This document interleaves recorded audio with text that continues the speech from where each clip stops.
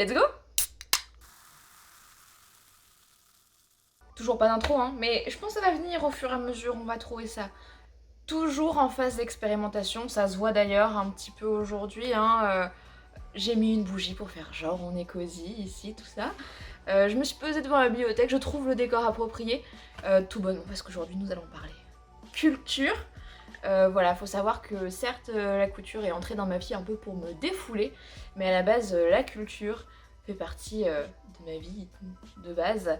Voilà, moi je suis férue d'art, férue d'exposition de musée, j'ai même moi-même fait la fac d'art plastique pour mes études. C'est vraiment quelque chose qui m'accompagne depuis que j'ai 15 ans. Même bien avant d'ailleurs, hein, parce que ma mère m'emmenait voir des expositions d'art et c'est quelque chose que j'ai envie d'ancrer dans cette chaîne-ci. J'ai toujours dit que je ferais de la couture, mais pas que. Et voilà, donc je me suis dit, on va tenter aujourd'hui un petit format simple, rapide, on verra, mais pour parler en fait de mes derniers coups de cœur culture, que ce soit autant d'un point de vue exposition, documentaire, livre, film également. Je vais pas tout parler aujourd'hui, tout simplement parce que j'ai pas eu des coups de cœur partout. On y va, c'est parti. Donc je propose qu'on commence avec une catégorie exposition. Cet été a été riche pour moi en exposition, surtout en fait ce mois de septembre et d'octobre, tout simplement parce que pour mon travail j'ai eu l'occasion d'aller à Paris et du coup de me faire des petits séjours exposition qui sont vraiment, je pense, pour moi la meilleure manière de me ressourcer, c'est d'aller seule au musée en fait, tout simplement de m'enrichir de ce qui se passe, de ressentir les choses, de comprendre ce qui se passe en face de moi et juste aussi profiter du calme et du silence. C'est mon petit truc à moi, faire les expositions seule et j'en ai fait plusieurs. Déjà pour commencer dans ma ville où j'habite, hein, à Bordeaux, on a en ce moment une superbe exposition au musée d'Aquitaine sur les éventails. Alors comme ça peut paraître un petit peu étrange, une expo sur les éventails, youpi, youhou, mais en fait c'était vraiment super intéressant et juste déjà magnifique à voir parce qu'en fait les éventails qui retracent un peu toute l'histoire. Donc on a des éventails qui nous viennent d'Asie mais également d'Europe, de la bourgeoisie tout simplement, les éventails de cabaret, comment est-ce que l'éventail a pu être utilisé dans la publicité, cette partie de l'exposition était extraordinaire à mon sens. Et au musée d'Aquitaine, donc je vais souvent du coup y faire les expositions qui sont temporaires ou permanentes. Et c'est vrai que j'ai trouvé la scénographie de celle-ci plutôt bien faite. En plus, je trouve que tout est bien mis en valeur, qu'on peut bien voir tous les détails de l'avant et de l'arrière pour certains panneaux, pour certains éventails. Je trouve que tout est bien expliqué. Les textes explicatifs autour étaient très bien faits, étaient concis. Et outre le fait d'y apprendre des choses historiques sur l'éventail, juste tu te rinces l'œil et tu t'inspires de tout ce qui se voit. C'était super, franchement. En plus, j'y suis allée en semaine, il n'y avait pas grand monde. L'exposition est pas très chère. Je n'ai plus les dates jusqu'à quand elle est disponible, mais je sais qu'elle est là pendant un moment. Les Bordelais ou Bordelaises qui me regardent, foncez. Si vous êtes passage à Bordeaux, c'est un super petit truc à faire. D'ailleurs, au passage, j'adore ma ville et je me demande si des vidéos sur Bordeaux pourraient peut-être vous intéresser. Donc, je lance ce pavé dans la mare. Sinon, exposition parisienne qui m'a énormément plu déjà. On va commencer par l'exposition qu'il y avait, ou qu'il y a toujours sûrement, je ne sais pas, au musée des arts décoratifs. Shocking, les mondes surréalistes d'Elsa Schiaparelli. Oh mon dieu, cette exposition, vraiment j'ai eu un début de mois de septembre dans ma vie personnelle qui était un gros... c'était compliqué, on va dire. On va pas rentrer dans les détails. Et du coup, en fait, il faut me le dire, pour moi, cette exposition, ça m'a tellement bluffée, tellement émerveillée, j'ai vu des choses tellement extraordinaires, ça m'a tellement inspirée que je me suis dit, ça y est, c'est mon coup de boost, il me fallait ça pour redémarrer, pour me redonner des idées, pour me relancer en fait dans un esprit créatif. Et c'est vraiment ce que cette exposition, elle a eu comme effet sur moi. Et ça m'a fait un bien fou. Alors par contre, il y avait un monde, j'avais beau y être en semaine, etc. Il y avait un monde pas possible. Mais malgré le monde, l'exposition était tellement magnifique. Il y avait autant des robes de la créatrice de l'époque des années 50, si je dis pas de bêtises. Non, je suis en train de dire des bêtises. je mettrai les dates, ce sera plus simple, que des robes des créateurs, parce que la marque a été reprise il y a peu, et des dernières créations qui ont été faites, que des parfums, enfin, tout était sublime, et notamment, petit coup de cœur, à des moments où ils montrent des œuvres d'artistes mis en relation avec les vêtements qu'elle a pu créer, et ça, autant dire que ça m'a donné tellement d'inspiration pour de prochaines vidéos. Voilà, du coup, études d'art, je baigne un petit peu dans un monde artistique et j'ai tellement envie de faire ça avec mes amis. Dessinez-moi une illustration et je vous fais un vêtement inspiré de ça. Vraiment, je pense que ça a vraiment fait émerger plein de choses dans mon petit cerveau. J'ai envie de corréler les deux ensemble comme Elsa Schiaparelli a pu le faire en fait. Si vous n'avez pas pu aller voir l'exposition et vous ne pouvez pas y aller, regardez sur internet. Je suis sûre qu'il doit y avoir plein de documentaires qui existent sur elle. Voilà, moi j'ai qu'une envie, c'est de me renseigner encore plus sur son travail. Le livre de l'exposition coûtait un peu cher pour que je me l'offre à cet instant. Mais clairement, je pense qu'elle va faire partie des artistes maintenant référents de ce que j'ai envie de produire et de mes inspirations. Ça, c'est sûr et certain. Vraiment, pour moi, ça a été l'exposition coup de cœur. C'est même pas ces derniers mois, c'est ces dernières années en fait. Pour continuer sur ce petit road trip à Paris que j'ai fait, j'ai également eu l'occasion d'aller faire le musée Georges Méliès qui a ouvert il y a pas si longtemps que ça à la Cinémathèque de Paris, donc qui est en gros une exposition permanente sur Georges Méliès qui est un des premiers réalisateurs du cinéma, et notamment il a la particularité de faire plein de décors lui-même et de faire des petits trucages, alors qu'en fait le cinéma était toujours en noir et blanc et en muet à cette époque-là, et c'est un univers qui est juste extraordinaire, qui moi pareil m'a toujours inspiré dès mes 15 ans où j'ai commencé à connaître un peu son cinéma. Je trouve son esthétique incroyable. C'est vraiment le genre de personne qui a commencé avec aucune inspiration, vu qu'en fait c'est lui le premier créateur de ce genre de choses. Enfin, moi ça me scotche, ça me bluffe, cette personne a tellement de talent. Et en fait l'exposition est très bien faite, ils te mettent très bien en avant. Il y a plein de croquis qui ont été faits pour expliquer un peu la manière dont ces films étaient faits, qui sont un peu des mises en œuvre qui montrent un petit peu l'inspiration, les costumes qui pouvaient être mis en place, parce que malheureusement Georges Méliès, alors on ne sait pas s'il l'a fait brûler ou il y a eu un incendie de son entrepôt où il y avait tous ses films, et une grosse partie de son travail comme ça a malheureusement disparu alors encore de son vivant en fait, et c'est d'un dommage absolu. Et je trouve que l'exposition met bien en avant des costumes, des décors, de son travail. On peut voir plein de vidéos de l'époque, de vidéos qu'il a réalisées. Moi en fait, juste cette expo, j'y suis restée hyper longtemps parce que parfois quand il y avait des films, je m'asseyais et je regardais tout de A à Z, même si ce qui était montré durait 20 minutes parce que c'était juste sublime. Moi je suis fan de son travail. Si jamais un jour vous avez l'occasion de passer à la Cinémathèque, en fait ce qui était bien c'est que j'y suis allée un lundi, là où les musées sont pas tous ouverts. Donc c'est des musées, c'est un musée, une exposition à faire un lundi, là où les musées ne sont pas tous ouverts notamment. Je recommande, franchement 100%. C'est un musée privé si je dis pas de bêtises, donc on peut se dire que la place est assez chère. De mémoire j'ai payé une dizaine d'euros. Je l'ai repéré sans problème pour y retourner. Enfin, le prix m'a pas choqué en termes de qualité de ce que j'ai vu, etc. Donc foncez. Sachant que, je précise, j'ai 26 ans depuis quelques mois, donc je n'ai plus le droit aux réductions pour entrer dans les musées. Je suis... Ça me fait un petit peu bizarre, je vais pas le mentir. Moi qui en plus avec mes études d'art avait accès au musée gratuitement, maintenant de devoir payer, tant mieux. Mais c'est vrai que je me rends compte du coup que ça pas... Je me rends compte du coup... Oh purée. Je me rends compte que ça peut coûter très rapidement cher si on veut se faire plusieurs expositions. Mais pour le coup, ça c'est un truc où je me dis, sans souci, je conseille à quelqu'un d'y aller sans problème. Également, pendant ce petit voyage à Paris, une exposition que j'ai faite qui était au musée Mayol. C'était l'exposition sur l'hyperréalisme, voilà, un mouvement que j'adore. C'est toujours quelque chose que je trouve bluffant, ne serait-ce que techniquement parlant, mais surtout en fait ça reste un mouvement qui pousse à la réflexion, et c'est typiquement le genre d'exposition que je peux pousser les gens à aller voir, parce que je considère que même si on n'a pas de culture artistique, ces œuvres elles amènent tellement quelque chose, elles emmènent tellement une interrogation, une mélancolie, une tristesse à la fois, que je trouve qu'elles peuvent parler à tout le monde, même si on comprend pas leur sens.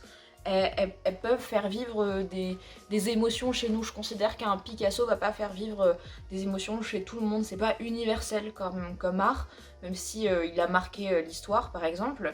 Alors que ça, je considère que ce sont des œuvres qui peuvent être vraiment appréciées de tous. Ou si ce n'est appréciées, je trouve que c'est une exposition qui peut parler à beaucoup de monde. Je sais que sans problème, j'y amènerai mon conjoint qui ne fait pas partie de ce milieu-là. Il en sortira pas forcément en se disant l'art c'est extraordinaire, mais à comprendre mieux ce que peut être l'art. Et c'est pas très long en plus à faire. Exposition au top du tonnerre. Et ce que je trouve superbe en fait, c'est que le musée en fait met en répondant des œuvres d'Aristide Maillol avec des œuvres de l'exposition sur l'hyperréalisme. Et j'ai trouvé ça d'une ingéniosité sublime pour justement pousser à encore mieux connaître cet artiste qui est représenté dans ce musée. Et j'ai trouvé ça très intelligent et très bien fait en plus de ça. Donc moi c'est une exposition que j'encourage à aller voir à 100%.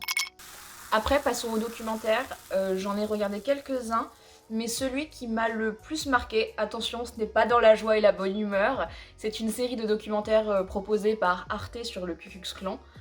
Et j'ai trouvé ça très intéressant, notamment parce que moi j'ai... Alors, il faut le dire, hein, peut-être que c'est aussi un manque de connaissances de ma part sur ce sujet-là, mais pour moi le Ku Klux Klan c'était assez flou, dans le sens où je sais que c'était représenté dans les années 70, mais j'ai aussi des images du Ku Klux Klan alors que la fin de l'esclavage avait lieu.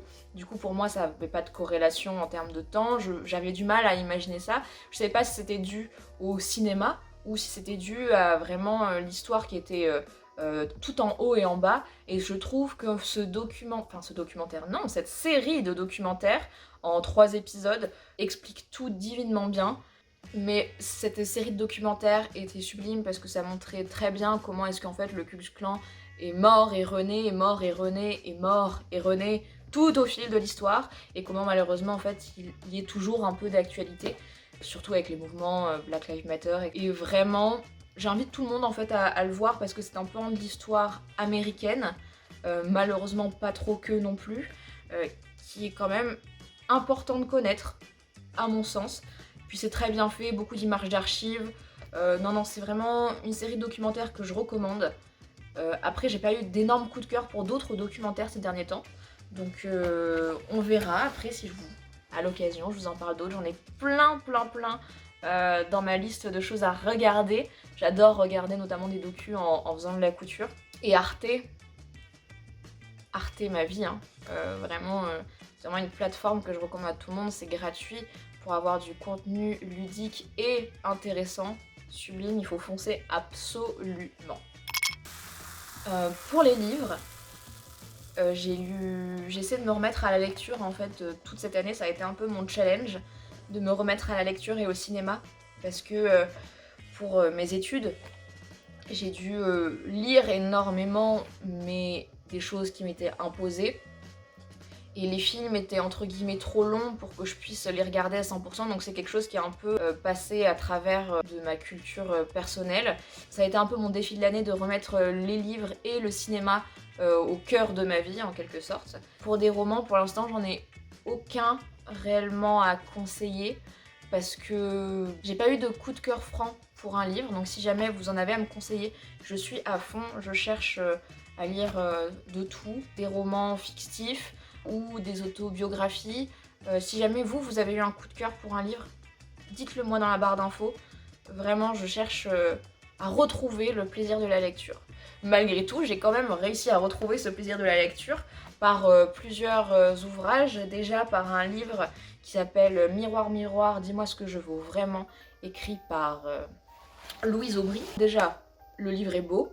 Alors, c'est pas ça qui compte, hein, on juge pas un livre à la couverture, comme on dit, mais esthétiquement, le livre est beau, et ce qui est dit à l'intérieur est très intéressant. Alors, personnellement, bien entendu, je me considère féministe, et j'ai envie d'encourager à fond le mouvement. Mais si, en tout cas, je peux vous encourager à lire ce livre qui parle de déconstruction face au patriarcat, c'est hyper intéressant. Pour ma part, qui suis déjà bien déconstruite. C'est pas un livre qui m'a aidée, mais c'est un livre que j'ai envie de mettre entre les mains de plein de gens. De ma petite sœur qui, dès qu'elle aura 15 ans, j'ai envie qu'elle le lise. D'amis qui peuvent se laisser un peu dépasser par leur conjoint, les dictates que la société patriarcale peuvent nous imposer. Très intéressant. Et c'est aussi un livre, pas pour tout, mais en tout cas au début, il y a une grosse partie sur l'histoire du patriarcat et comprendre en gros un peu le patriarcat. Que j'ai envie de mettre dans les mains de tous les hommes et notamment que j'ai gentiment donné à mon conjoint pour lui faire comprendre un peu la société dans laquelle on vit parce que bah, malgré tout, le... sans faire de généralité, mais les hommes vivent avec des privilèges que parfois ils ne voient pas vu qu'ils ont toujours vécu dedans. Donc je trouve que c'est intéressant en fait de par ce biais-là faire comprendre aux personnes privilégiées les privilèges dont ils ont accès et comment est-ce qu'ils peuvent nous aider à nous aussi pouvoir nous élever dans ces privilèges parce que le mouvement féministe n'est pas là pour enlever des privilèges aux hommes mais pour faire en sorte qu'on ait les mêmes. Je suis sûre que je prêche plein de convaincus, mais ce livre vraiment petite beauté. Et ce que j'ai trouvé super, c'est que la manière dont c'est écrit, c'est pas pompeux. Et je trouve que notamment pour moi qui était dans la reprise de lecture, j'ai pas eu de difficulté à lire, comme par exemple lire des Maupassant où il y a des formules stylistiques partout. Voilà, ça c'était vraiment, c'est pour moi la bonne lecture pour redémarrer. C'était très chouette. Et après, ce qui m'a bien aidé, et ça c'est ma découverte de ces dernières 4 semaines, c'est en fait la bande dessinée et les mangas.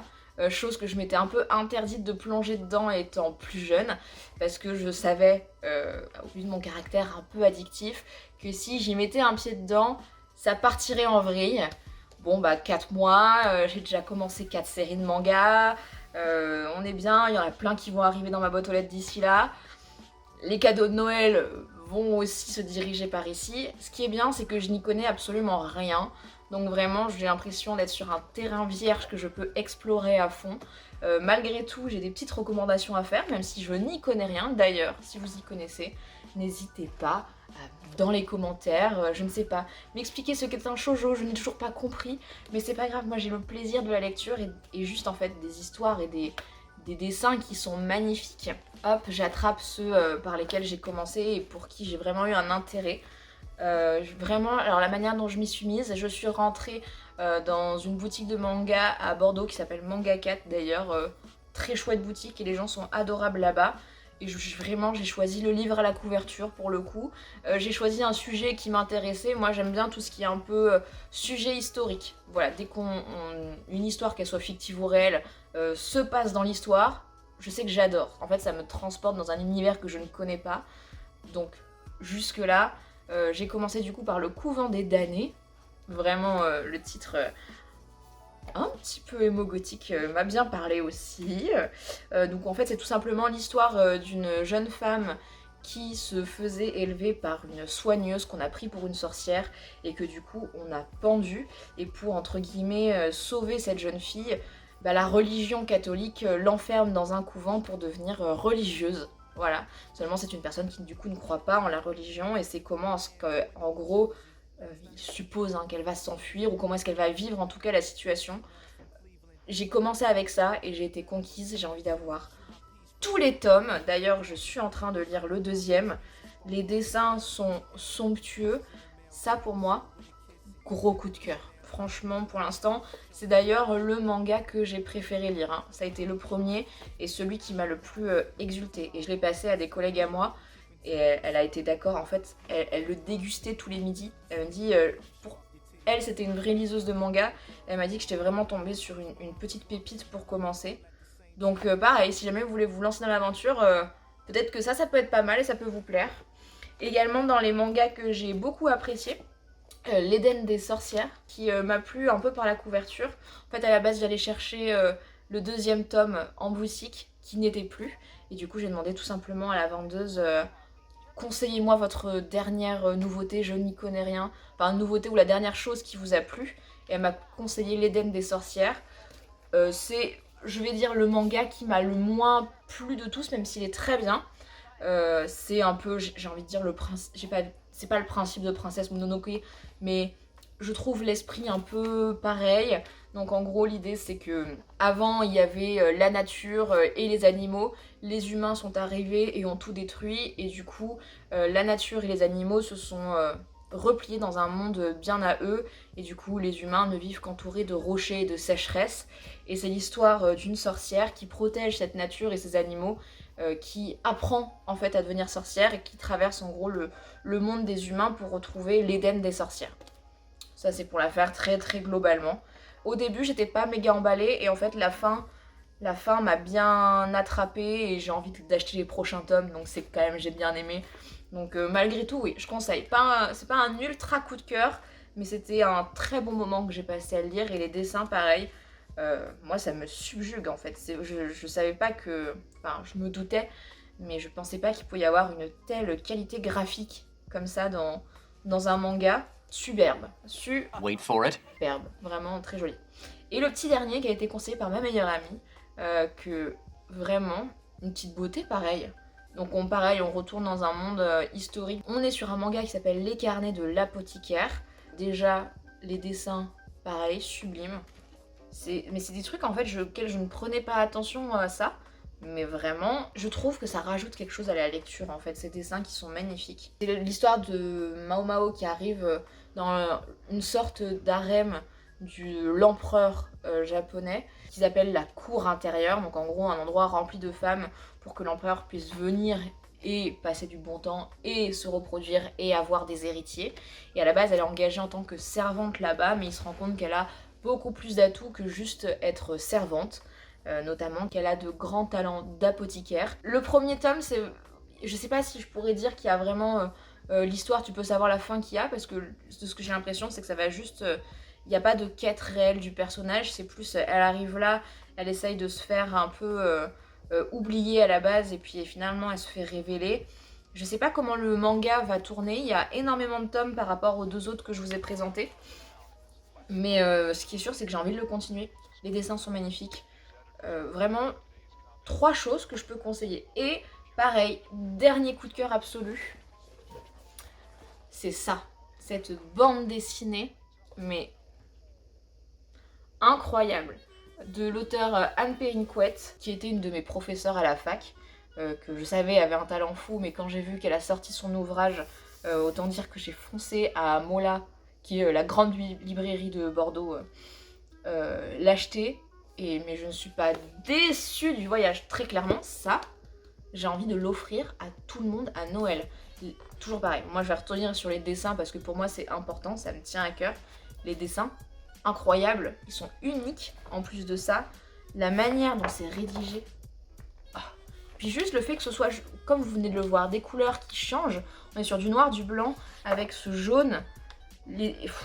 Moi ça me scotche. Comment quelqu'un peut avoir autant de talent? Mais outrement ça, l'histoire aussi est superbe. C'est l'histoire d'une comtesse avait un peu ce pouvoir, pas ce pouvoir, mais cette intelligence de soigner les gens. Et c'est bien connu qu'une femme qui soigne est toujours mal vue dans l'histoire.